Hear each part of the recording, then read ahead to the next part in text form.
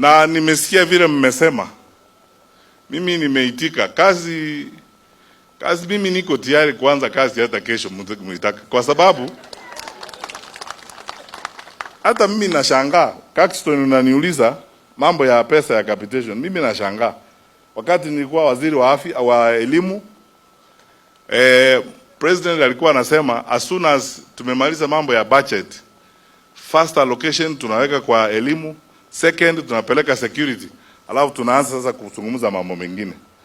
Sasa hii mambo naniambia walimu, na ninaongeanga na walimu wengi kwa sababu they are my colleagues. Some of them tulikuwa nao shule KU because mimi ni mwalimu. All my colleagues, I am not able to understand what is going on, the kind of madness going on. 83 weeks to closing, there's no capitation.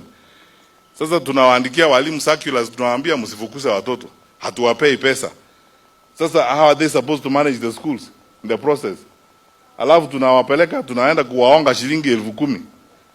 Medical cover yao haifanyi kazi. Na hiyo medical cover ukiangalia line item kwa allocation ya pesa ilienda kwa TSC, hiyo medical cover ni 17 billion shillings. Unajiuliza hiyo 17 billion imeenda wapi? Na nimesema kila wakati hawa kama wanataka kutuaibisha, si waweke hiyo maneno hadharani. Why can't they publish the information and say we are not saying the truth, this is the truth? Sababu ukweli uko na nyinyi wananchi. Sababu nyinyi ndio mnapata huduma ya serikali. Ama namna gani?